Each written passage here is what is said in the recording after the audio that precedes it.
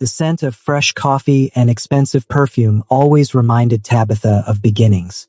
6 years ago, she'd walked through malls like this one, the Gangnam Prestige Center, with stars in her eyes and hope blooming in her chest like spring flowers. Now, she walked through them with purpose, her designer handbag swinging against her hip, her daughter Zara's small hand tucked safely in hers. "Mommy, can we get ice cream?" Zara's voice was bright, her eyes, those impossibly dark eyes that mirrored someone Tabitha tried desperately not to think about, sparkled with childish joy. "After we checked the fabric samples at the store, baby girl," Tabitha replied. Her voice warmed despite the exhaustion that clung to her bones. Running in noir elegance, her boutique that had become the talk of Seoul's fashion district was no small feat, especially not as a single black woman in Korea, especially not as a mother doing it all alone. They rounded the corner past the luxury watch store, and that's when time stopped. Just for a second, just for a heartbeat. A man stood near the fountain, his back to her, but something about the slope of his shoulders, the way he tilted his head slightly to the left when he was thinking. Tabitha's breath caught in her throat like a trapped bird. No, couldn't be. The man turned slightly, and she saw the sharp line of his jaw, now decorated with what looked like the edge of a tattoo creeping up from beneath his collar. His hair was different, styled back instead of the soft, gentle way he used to wear it. His clothes screamed money and danger. A perfectly tailored black suit that probably cost more than her first month's rent had been. Silver rings on his fingers that caught the light like warnings. "Mommy," Zara tugged her hand. "You're hurting me." Tabitha immediately loosened her grip, her heart hammering. "Sorry, baby. I thought I saw someone." But when she looked back, he was gone, vanished like smoke, like he'd always been nothing more than a dream, or a nightmare she'd finally woken up from. "Get it together, Tabitha," she told herself firmly. "Jae-won is gone. He's been gone for 6 years. That man is probably just someone who looks like him from behind." Except her hands were shaking, and Zara was looking at her with concern that no 6-year-old should have to feel for her mother. That night, after putting Zara to bed with 3 stories and 4 kisses, Tabitha stood in front of her bathroom mirror and studied her reflection. She'd grown in 6 years, not just older, but stronger. Her natural hair was styled in goddess locks that fell past her shoulders. Her skin glowed from the skincare routine she'd finally committed to, and her body had changed after pregnancy, but in ways that made her feel powerful rather than diminished. She'd built a life from ashes. When Jae-won had disappeared without a word, without a text, without any explanation, she'd been 3 weeks pregnant and hadn't known it yet. By the time she'd taken the test, by the time she'd gathered the courage to tell him, his number was disconnected. His apartment was empty. His desk at the marketing firm where they'd fallen in love over late-night strategy sessions and stolen kisses in the supply room, occupied by someone else. He'd vanished like he'd never existed.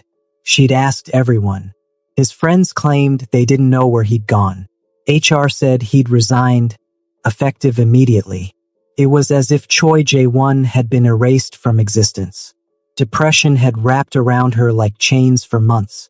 But then Zara had been born, screaming and perfect and alive, and Tabitha had made a choice.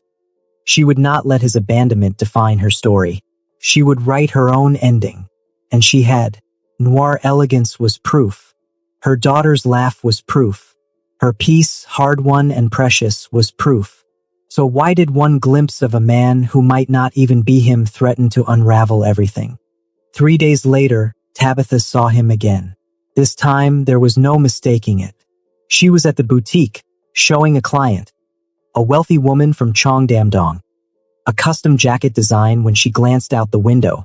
Across the street, leaning against a black Mercedes that looked like it cost more than her entire year's revenue, was Jae-won, or the man Jae-won had become. He was talking on the phone, his expression hard in a way she'd never seen before. Even from this distance, she could see the tattoos now, intricate designs that ran up his neck, disappearing into his hairline. His suit was impeccable, But there was something dangerous in the way he carried himself, like a blade sheathed in silk.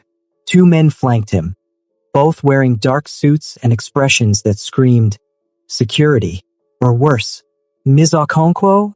Her client's voice broke through her shock. The jacket. Yes, I'm sorry, Tabitha managed, pulling her attention back, but her mind was spinning, her heart racing. That was definitely him. Definitely J1. But what had happened to him? She finished with her client on autopilot, and the moment the woman left, Tabitha grabbed her phone. Her finger hovered over the contact she'd never been able to delete. My love with a heart emoji she'd added when they'd first started dating. Of course, the number wouldn't work. It never did. But what if she went to him? What if she crossed that street right now and demanded answers? And what would you tell him? A voice whispered in her mind. That he has a daughter? That you've spent 6 years raising her alone? That you loved him so much you almost didn't survive when he left? Tabitha locked her phone and pressed it to her chest. She wasn't ready. Not yet. Maybe not ever. But fate, it seemed, had other plans. Sunday afternoon found Tabitha at Latte World with Zara, who'd been begging for weeks to go on the rides. They were in line for the carousel, Zara's favorite despite being too old for it, she claimed, but secretly still loving it, when Tabitha heard a voice that made her blood run cold and hot all at once. J1 Appa, you never take me anywhere fun.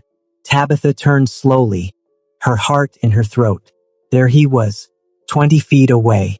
J1, looking annoyed and beautiful and so heartbreakingly familiar despite all the changes.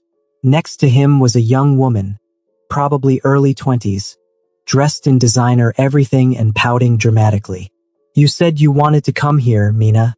We're here, he replied. His voice deeper than Tabitha remembered, but still with that same slight rasp that used to make her shiver. They were walking in Tabitha's direction. Move, her brain screamed. Take Zara and go. Now. But her feet were rooted to the spot. And then, oh God.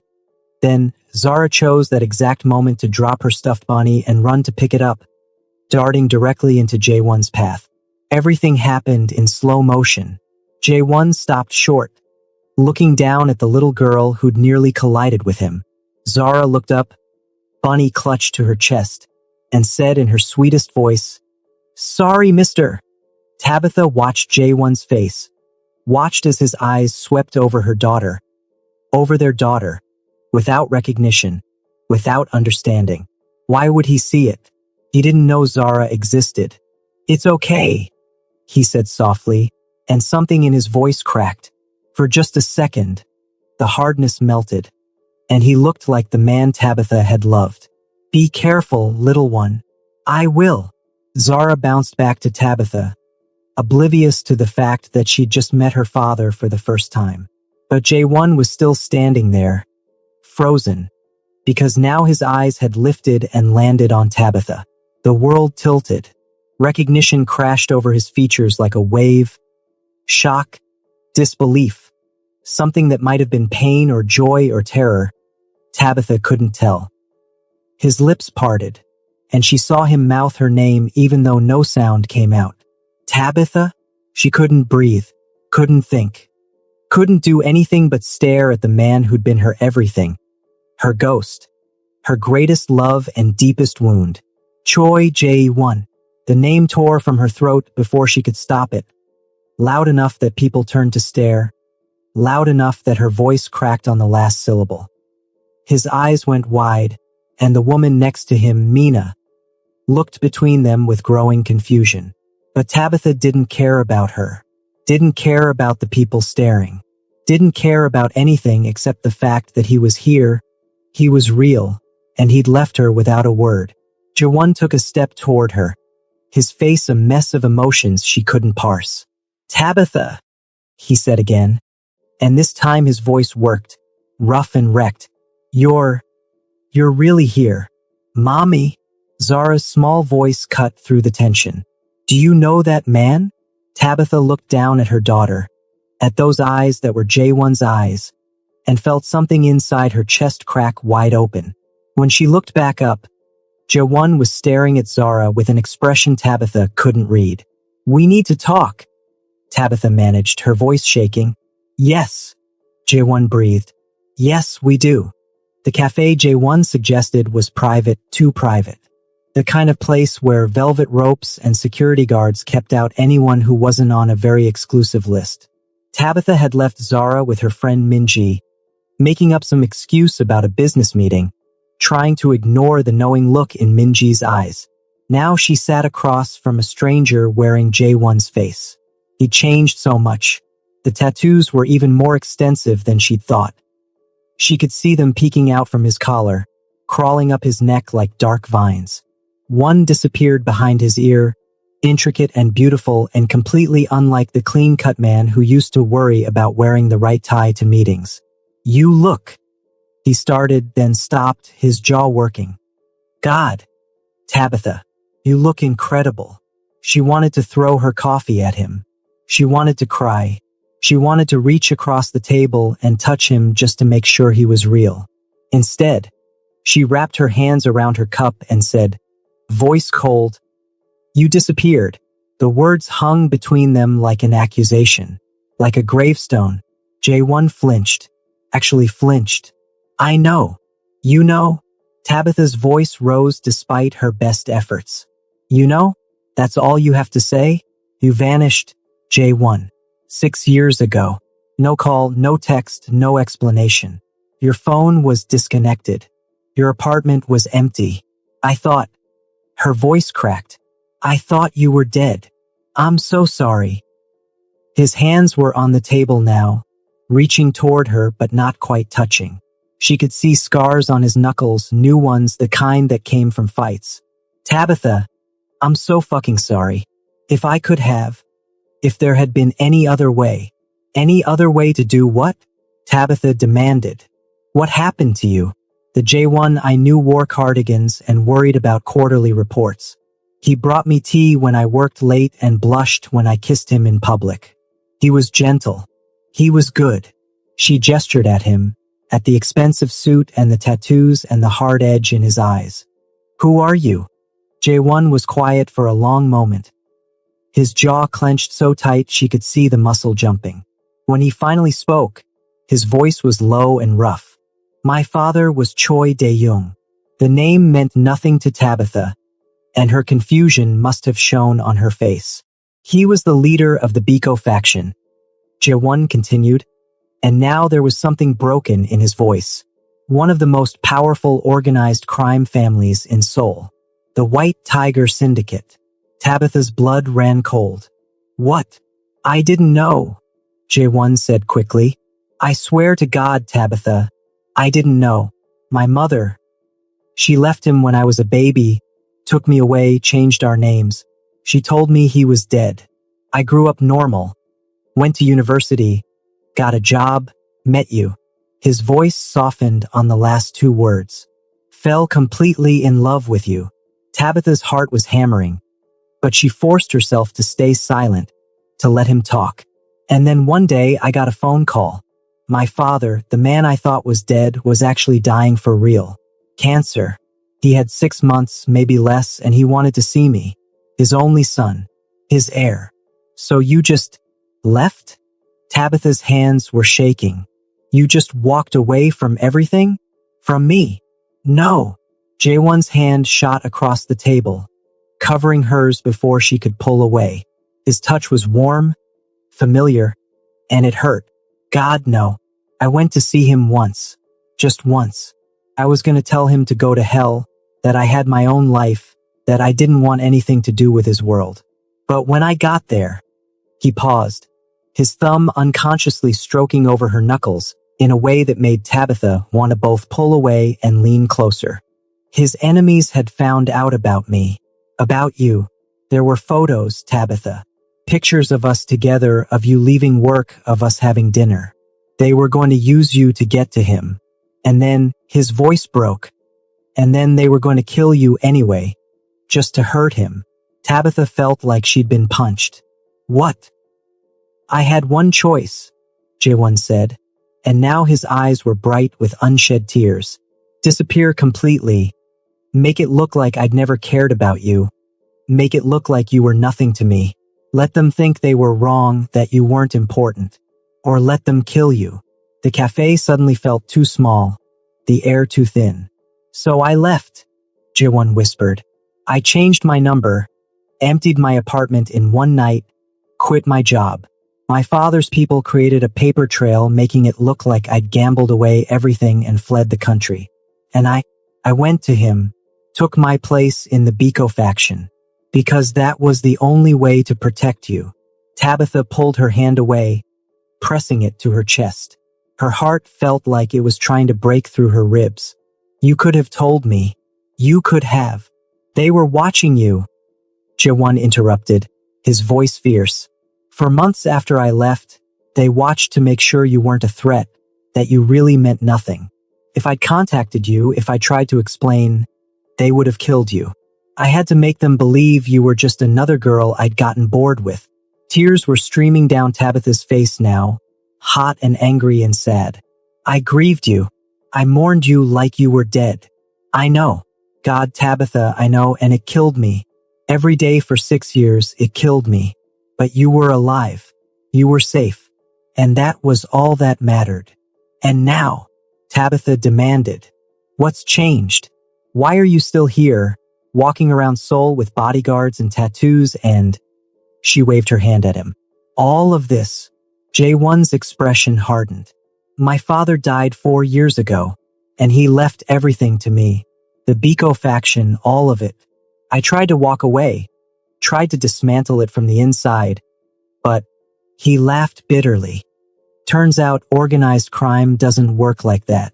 There were people who depended on my father's organization, not just criminals but regular people. Shop owners he protected, families he supported. If I just walked away, there would have been a power vacuum, a war. People would have died. So you stayed, Tabitha said quietly. I stayed. I took over. I made changes, got us out of the worst stuff, drugs, human trafficking. The Biko faction under me is different. We're more legitimate now, but I'm still the leader. I'm still, he gestured to his tattoos. The ink is tradition, marking who I am. I can't take it back. They sat in silence for a long moment. I saw you 3 days ago, Tabitha finally said, across from my boutique. Something shifted in Jaewon's expression. You own Noir Elegance? You knew. I've known where you were for 4 years, he admitted. Since I took over and had the resources to check, to make sure you were safe without putting you in danger. I've driven past your store 100 times. I've watched you succeed, watched you build something incredible. His voice dropped to almost a whisper. I've been so proud of you, and I've hated myself every single day for not being able to be part of it. Tabitha didn't know what to say to that. That little girl, Jaewon said suddenly, at the amusement park. She called you mommy. Tabitha's entire body went rigid. This was it. This was the moment. Yes, she managed. She's beautiful, Jaewon said softly. How old is she? Don't answer. Change the subject. You don't owe him this. But Tabitha had never been good at lying, especially not to him. 6, she whispered. She watched him do the math, watched the exact moment it clicked. His face went white, then red, then white again. 6, he repeated, his voice hollow. Tabitha, Tabitha, that little girl. When's her birthday? September 15th, Tabitha said, and each word felt like pulling out her own teeth. 3 weeks after you disappeared.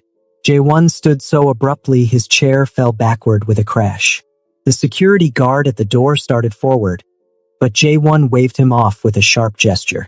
I have a daughter, he said, and he sounded absolutely wrecked.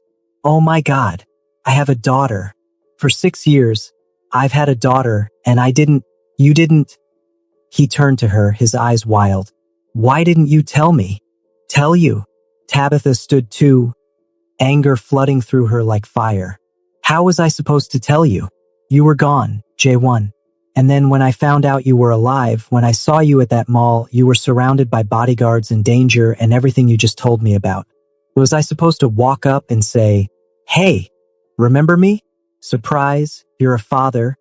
Want to meet your daughter," and put a target on her back? The truth of it seemed to hit him like a physical blow. He stumbled back a step. "Her name," he said hoarsely. "What's her name?" "Zara. Zara." He said it like a prayer, like a benediction. Does she know about me?" "She knows her father had to go away before she was born," Tabitha said carefully. "She knows he didn't leave because he didn't love her. She's asked questions, and I've done my best to answer them without." She gestured helplessly. "Without this." Jaewon was pacing now, his hands in his hair. "I missed everything. Her birth, her first steps, her first words. 6 years, Tabitha." "I know," Tabitha said, and her voice was gentler now despite everything. "I know what you missed. I was there." He stopped, turned to face her. "I want to meet her, properly. I want, God, I don't even know what I want. I want to know her. I want her to know me. I want—" He broke off, his voice cracking. "Jaewon," Tabitha said slowly, "you just told me you're the leader of a crime syndicate, that people were willing to kill me to get to you, and you think I'm going to just— what? Let you into her life? Let you put her in danger? I would never let anything happen to her," Jaewon said fiercely. "I would die first. I would burn down the whole damn city first. That's what I'm afraid of," Tabitha shot back. They stared at each other across the wreckage of 6 years and all the words left unsaid. Finally, Jaewon spoke, his voice low and intense. "The Biko faction is different under my leadership. Legitimate businesses, protection that actually means protection, no drugs, no trafficking, no unnecessary violence. I've made enemies because of the changes I've made, but I've also made it safer. I can protect you both. I can." "This isn't about what you can do," Tabitha interrupted. "This is about what's best for Zara. And I don't know if that's having a father who's marked with tattoos that announce to the world who and what he is." The words were cruel and she saw them land. But she didn't take them back. "I understand," Jaewon said quietly. "I do. But Tabitha, she's my daughter.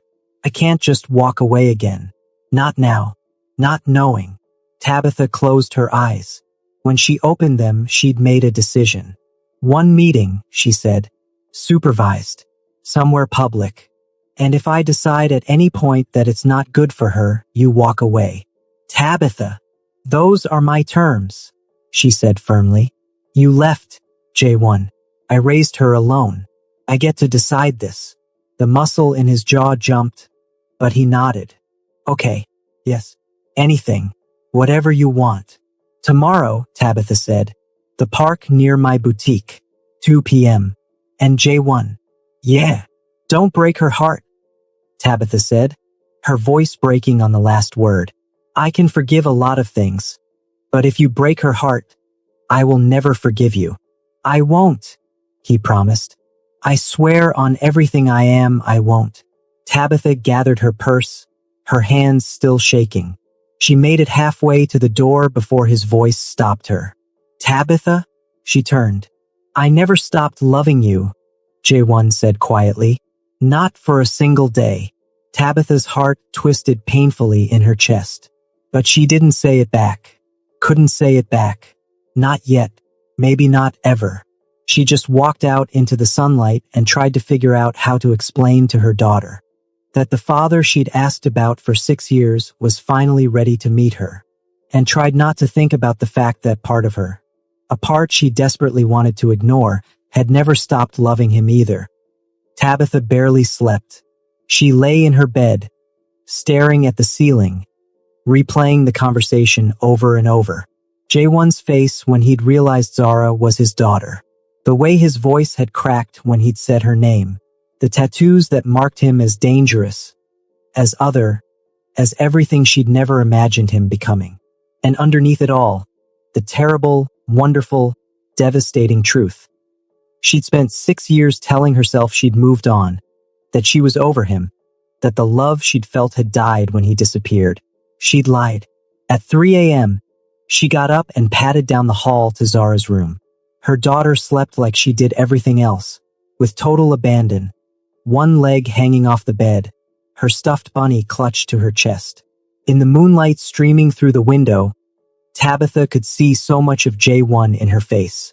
The shape of her eyes, the curve of her chin, the way her lips pursed slightly when she dreamed. He's going to see it immediately, Tabitha thought. He's going to look at her and see himself, and it's going to destroy him all over again. Mommy! Zara's sleepy voice made Tabitha jump. Why are you crying? Tabitha hadn't even realized she was. She quickly wiped her eyes. I'm not, baby. Just thinking. About the man from the park? Zara sat up, suddenly more awake. At 6, she was already too perceptive for her own good. The one you called a name at. Tabitha sat on the edge of the bed. Yes, about him. Do you know him? This is it. Tell her. Tell her now. I knew him, Tabitha said carefully. A long time ago, before you were born. Zara was quiet for a moment. Her little brow furrowed in thought. Then, is he my daddy? The question hit Tabitha like a freight train. What? Why would you? He has the same eyes as me, Zara said simply. And you looked at him the way you look at my baby pictures. All sad and happy at the same time. Tabitha felt tears threatening again. When had her baby gotten so wise? Yes, she whispered. Yes, he's your daddy. Zara's eyes went wide. Really? My actual daddy? The one who had to go away? Yes. Is he still going away? Good question. Is he? I don't know, sweetheart. But he wants to meet you. Tomorrow at the park. Would you like that? Zara threw her arms around Tabitha's neck so fast she nearly knocked them both off the bed. Yes. Yes, yes, yes. I want to meet him. What's his name? What's he like? Does he know about me now? Is he nice? Will he like me? The questions tumbled out so fast Tabitha couldn't answer them all. She just held her daughter and tried not to cry. His name is J1, she said finally. And baby, he's going to love you so much. How could he not? The park was crowded for a Thursday afternoon, filled with mothers and nannies watching children play. Tabitha had chosen it deliberately, public enough to be safe, familiar enough that Zara would be comfortable. They arrived 15 minutes early. Tabitha was too nervous to be late. Zara was vibrating with excitement, practically bouncing on her toes.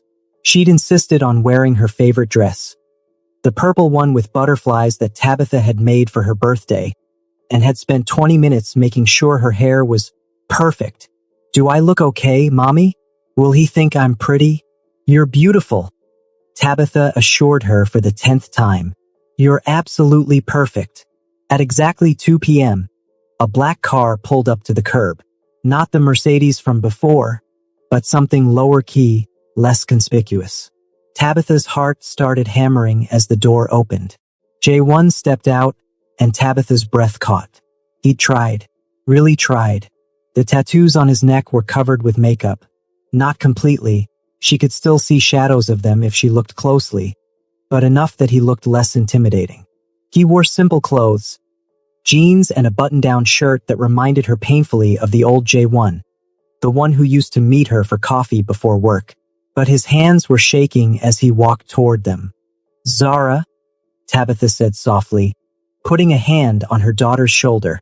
That's him. Zara stared, suddenly shy in a way that was completely unlike her. She pressed against Tabitha's side.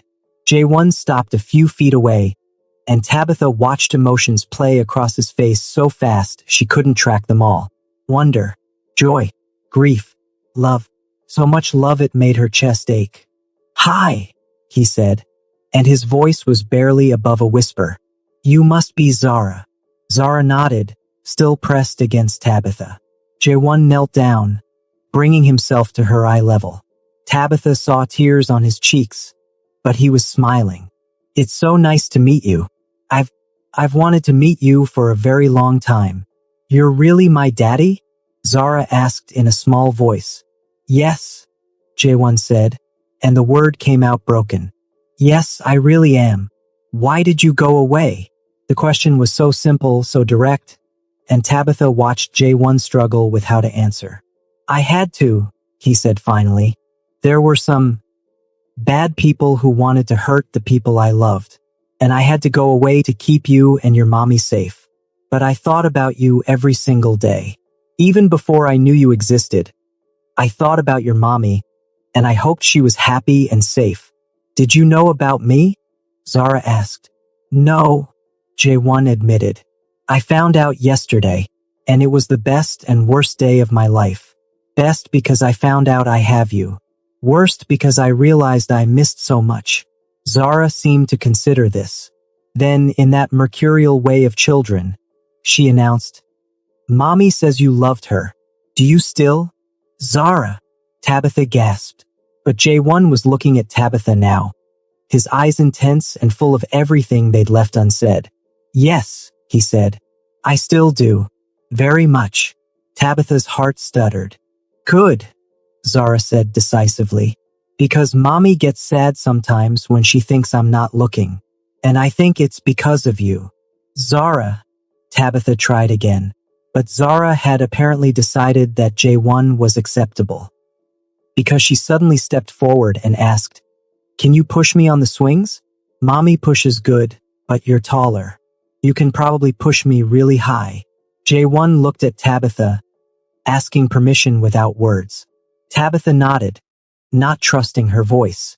She watched them walk to the swings together, watched Zara's little hand slip into Jaewon's much larger one, watched him carefully help her onto the swing and start to push, gentle at first, then higher as Zara squealed with delight. And she realized, with a clarity that was almost painful, that she had a choice to make. She could hold onto the hurt, the anger, the 6 years of doing it alone. She could protect herself and Zara from the possibility of being hurt again. Or she could be brave. She could take a risk. She could maybe, possibly, believe in second chances. She was still watching them, trying to decide, when a man appeared beside her. He was young, early 20s, wearing an expensive suit and an expression that was carefully neutral. Ms. Okonkwo. Tabitha tensed immediately. Who's asking?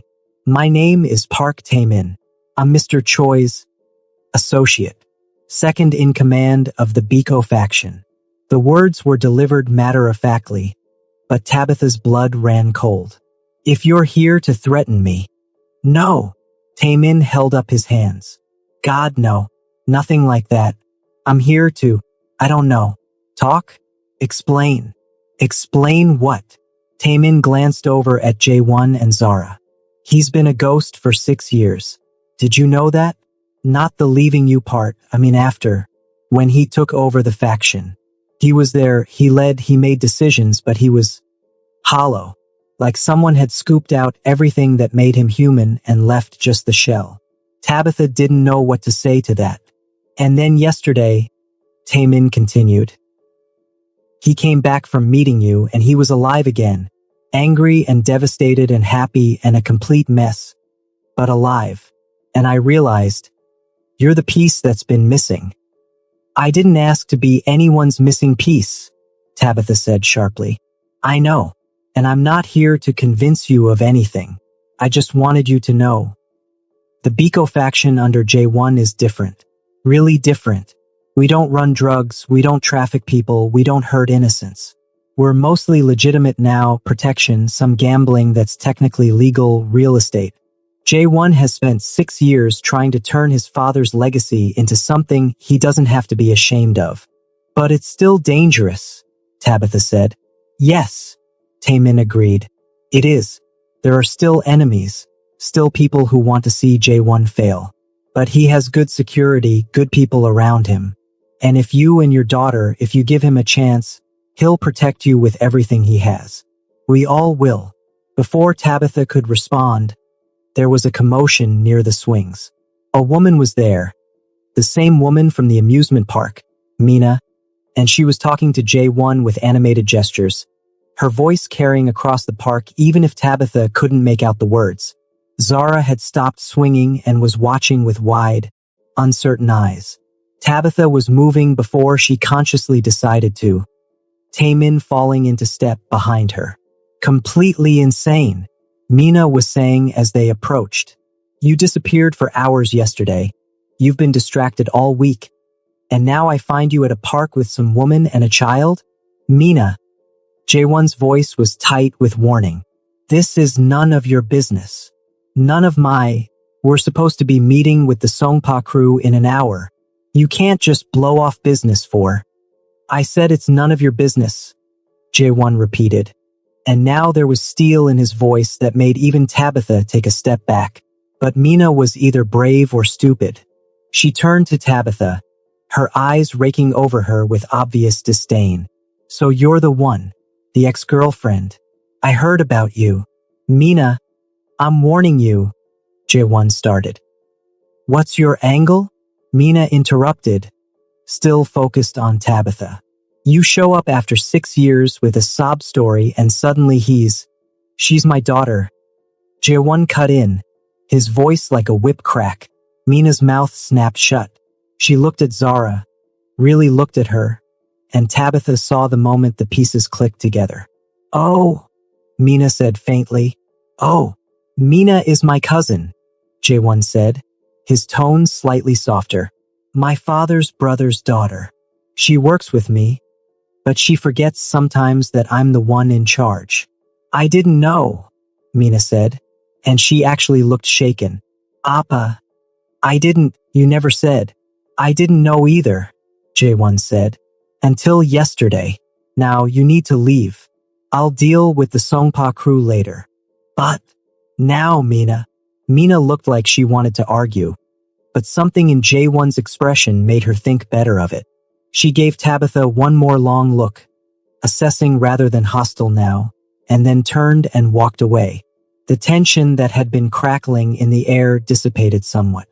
I'm sorry, Jaewon said immediately, turning to Tabitha and Zara. I didn't know she would follow me.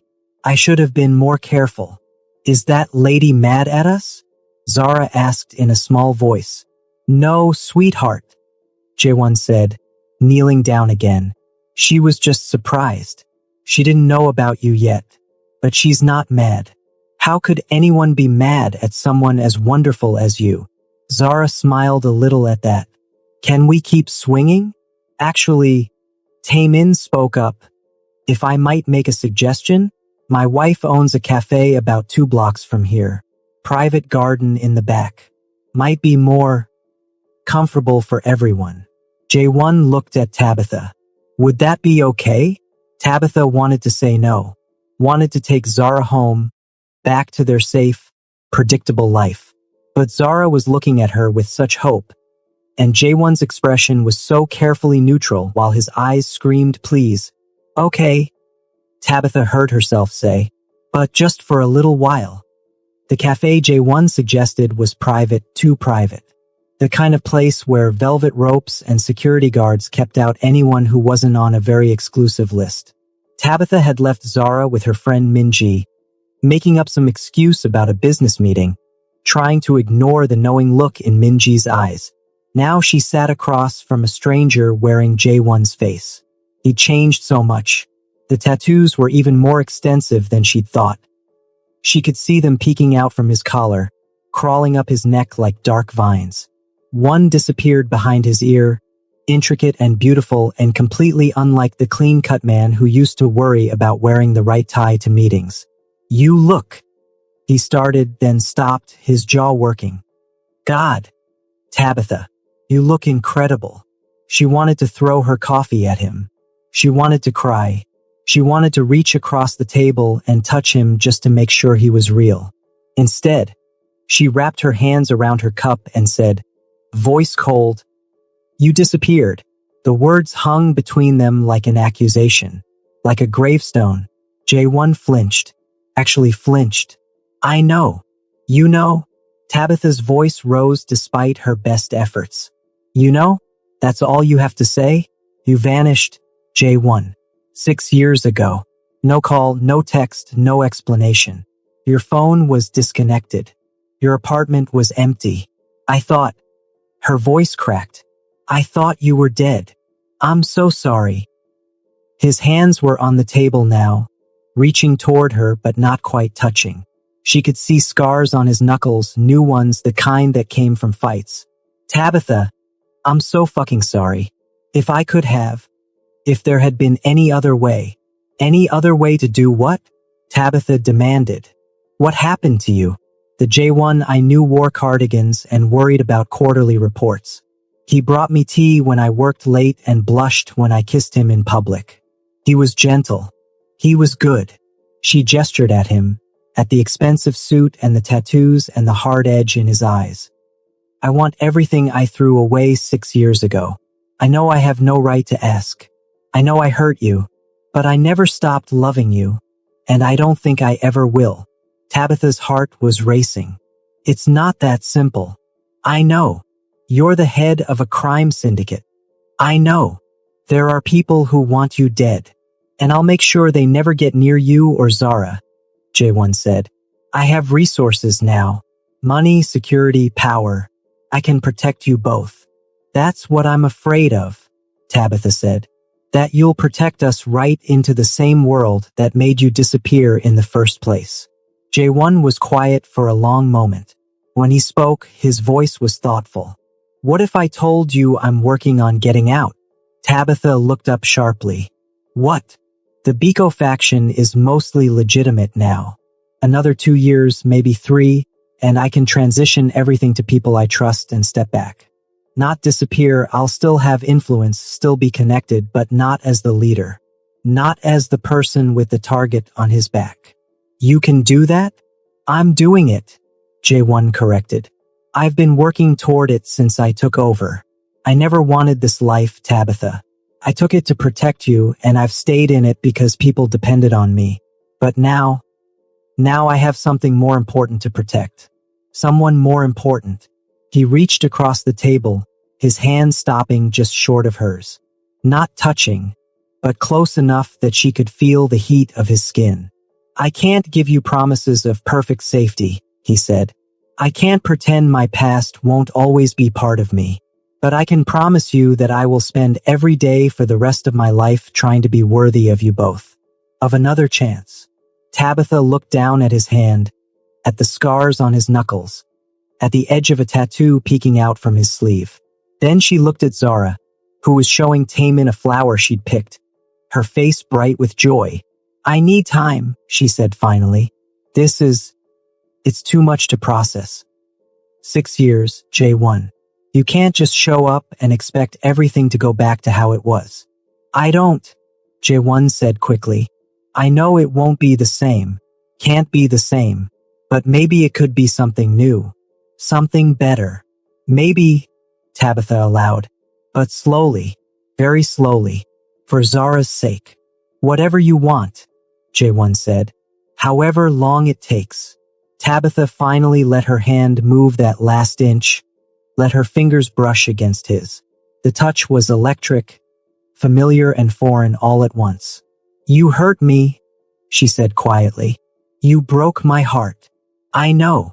If you do it again, if you hurt her, I won't, J1 promised. I swear on everything I am, I won't. Tabitha wanted to believe him. God, she wanted to believe him so badly. Okay, she said. We can try. Supervised visits at first. Nothing that will overwhelm her. And we'll see how it goes. The smile that broke across J1's face was like sunrise. Thank you. Thank you, Tabitha. I won't let you down. You'd better not, Tabitha said, but there was no heat in it. Mommy, Daddy. Zara's voice made them both turn. She was standing in the middle of the garden, holding a bouquet of wildflowers she'd collected. Look what I picked. Can we come back here? I like it here. Daddy. J1 repeated the word like a prayer. She called me Daddy. Don't make me regret this, Tabitha muttered, but she was smiling. 2 months later, Tabitha stood in front of Noir Elegance, checking her reflection in the window one more time. The dress she designed for tonight's fashion show was perfect, all flowing silk and strategic cutouts that made her feel powerful and beautiful. Inside, the boutique had been transformed. Models were getting ready backstage. Music was being tested. Chairs were arranged for the guests. This was the biggest night of her career.